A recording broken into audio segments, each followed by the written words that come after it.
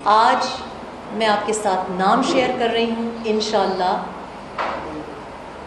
Pakistan Republic party. Reham Khan ने अपनी सियासी जमात का ऐलान कर दिया। कराची में पाकिस्तान की सियासत में एक नया बाब खुल गया, जहां पाकिस्तान तहरीक इंसाफ के बानी इमरान खान की साबका अहलिया और सहाफ़ी और समाजी कारकुन रेहाम खान ने बाज़ाब्ता तौर पर अपनी नई सियासी जमात के क़याम का ऐलान कर दिया। इनकी पार्टी का नाम पाकिस्तान रिपब्लिक पार्टी रखा गया है। रेहाम खान ने मीडिया से गुफ्तगू करते हुए कहा कि इनकी जमात हुक्मरानों का पीछा करेगी और अवामी आवाज़ बनकर हर फोरम पर मसाइल उठाएगी। इनका कहना था कि पाकिस्तान रिपब्लिक पार्टी का मकसद सिर्फ इक़्तिदार का हसूल नहीं, बल्कि अवामी फलाह, शफाफियत और इंसाफ के लिए जद्दोजहद है। रेहाम खान ने मजीद कहा कि मुल्क के मौजूदा सियासी निज़ाम में आम शहरी की आवाज़ दबाई जाती है, लेकिन इनकी जमात हर अंदाज़शुदा तबके की नुमाइंदा बनेगी। इन्होंने इस अज़्म का इजहार किया कि इनकी पार्टी सियासत को खिदमत में बदलने के लिए मैदान में उतरी है। आइए देखते हैं इसके अलावा रेहाम खान ने और क्या कुछ कहा।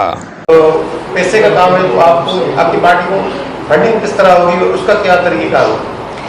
बहुत अच्छा सवाल आपने किया है। देखिए, बात यह है कि जो पिछले 30 साल होता रहा, मैंने आपको कहा पिछले 30 साल जो होता रहा है वो आपसी में पूरे एक दूसरे को, वो उनके शौक है एक दूसरे को घसीटने का। कभी कोई किसी का ऐसी निकालता है, कभी कोई किसी का। I am not interested in that. I don't think that is, I have nothing to do with that. उनसे उम्मीद भी करना, फंडिंग बहुत की क्वेश्चन है।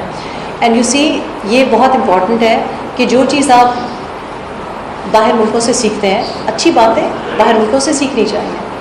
हम गलत बातें ही सीख के आते हैं। Funding is very important, but funding has to be transparent. Funding also has to be कि अगर कोई शख्स, कोई लड़का, कोई नौजवान, कोई खातून जिसके पास फंडिंग नहीं है और अगर वो मेरिट रखता है, उसकी फाइनेंसिंग करना ज़रूरी है, एंड दैट इज़ की। लेकिन एट द सेम टाइम एक कैप होना भी बहुत ज़रूरी है। बाहर मुल्कों में कैंडिडेट्स की फंडिंग के ऊपर एक कैप होता है। आई थिंक कि यूके में 10,000 पाउंड से ज़्यादा आपका फुल एक कंस्टिट्यूंसी का कैप है। आप नहीं जर्नलिस्ट को उड़ा के वहाँ पे ला सकते कि फ्री टिकट हो जाए।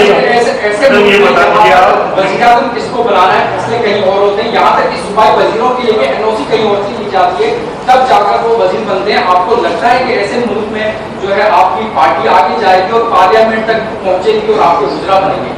देखो, बात यह है कि मैंने ना हमेशा नियत की है और मैं सोच लेती हूँ और मैं समझती हूँ कि अगर आपकी डिटर्मिनेशन हो ना, यू मेक थिंग्स हैपन। देखो ना, आज मैं यहाँ बैठी हूँ, तुम्हें पता है बाकी लोग कहाँ बैठे हैं, तो मैंने तो नहीं कभी किसी का ऑर्डर सुना। ये और बात है कि मैं डिप्लोमेसी की कायल हूँ।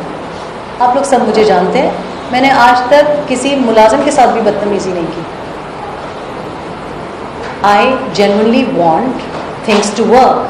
और मैं आपको ये भी बताऊँ कि जब मार्केट में है ही अवेलेबल दूध पत्ती, तो कोई कॉफ़ी कैसे पिएगा? कॉफ़ी आपको इंट्रोड्यूस करनी पड़ती है।